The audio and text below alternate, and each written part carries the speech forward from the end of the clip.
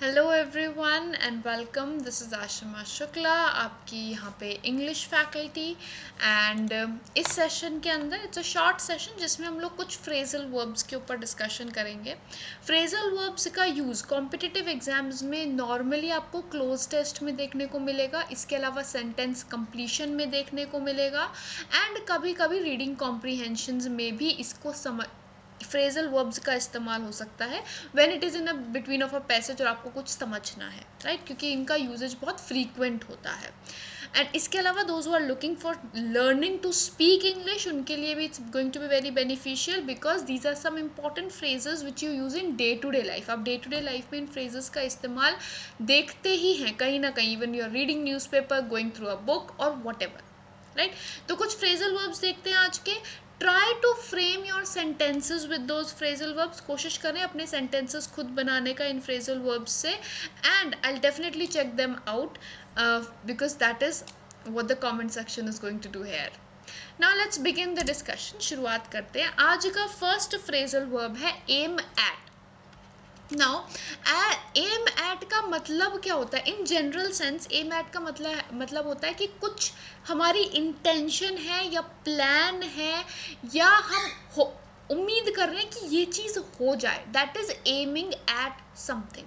किसी चीज़ पे अगर हम एम कर रहे हैं, ये इसका मतलब हम लोग उस चीज़ के होने की उम्मीद कर रहे हैं या उस चीज़ को प्लान कर रहे हैं।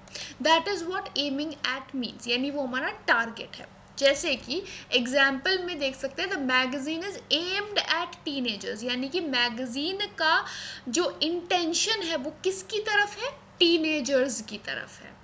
The talks are aimed at finding a mutually agreeable solution. जो अभी टॉक्स चल रहे हैं, डिबेट, बातें जो चल रही हैं दो लोगों के बीच में, वो एक म्यूचुअल, दोनों के सहमति वाले सोल्यूशन को ढूंढने के लिए चल रही हैं, राइट। तो यहाँ पे दोनों सिचुएशन में यू कैन सी कि हम लोग सीधा बता रहे हैं कि ये टॉक्स हैं, यहाँ पे ये देख सकेंगे टॉक्स जो है इनका टारगेट क्या है कि एक म्यूचुअली एग्रीएबल सोल्यूशन निकाल सके।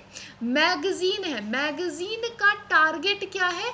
टीनेजर्स के रिस्पेक्ट में अपना कंटेंट पब्लिश करना। तो एम डैट का मतलब क्या हुआ? किसी चीज़ को टारगेट करना या किसी चीज़ की तरफ हमारी होप या एस्पिरेशंस होना, ठीक। नेक्स्ट दूसरा है अलाउ फॉर।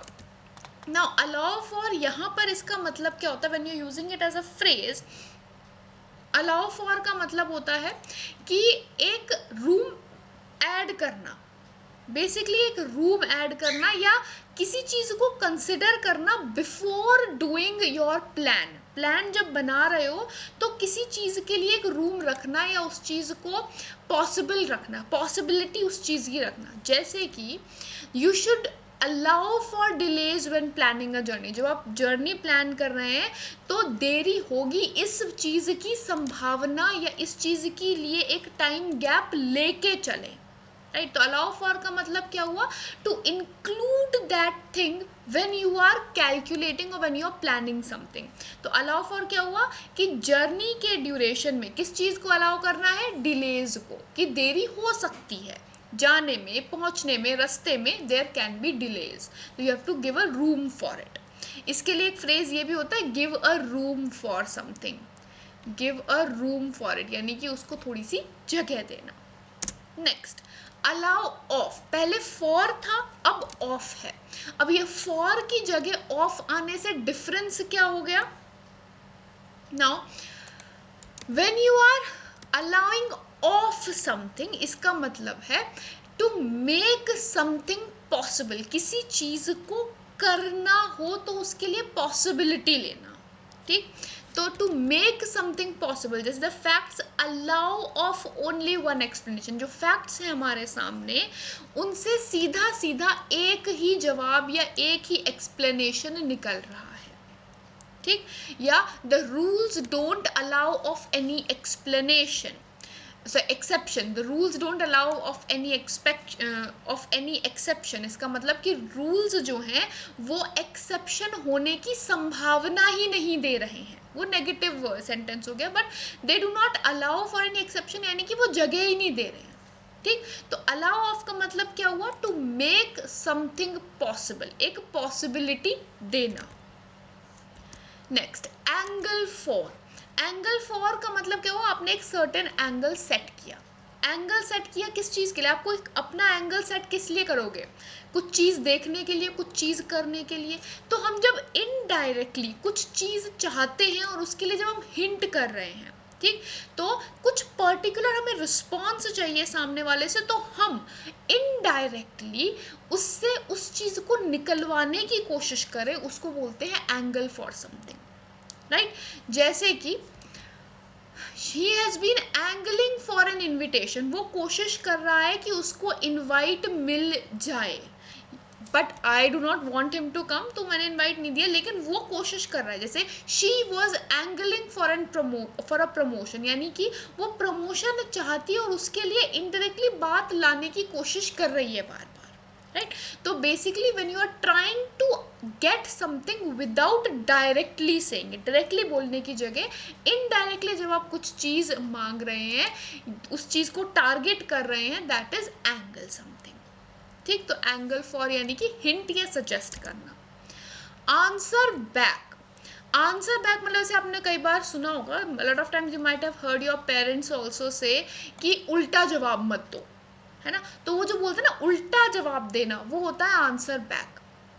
वही लिटरल मीनिंग भी वही है, उल्टा जवाब देना। Someone who is higher to you, authority में, एज में, whatever, but higher to you, आपसे ऊपर वाले इंसान को अगर आप उल्टा जवाब दे रहे हैं तो that is answer back. So sentence can be, I don't like children who answer back, जो उल्टा जवाब देते हैं, मुझे ऐसे बच्चे पसंद नहीं है।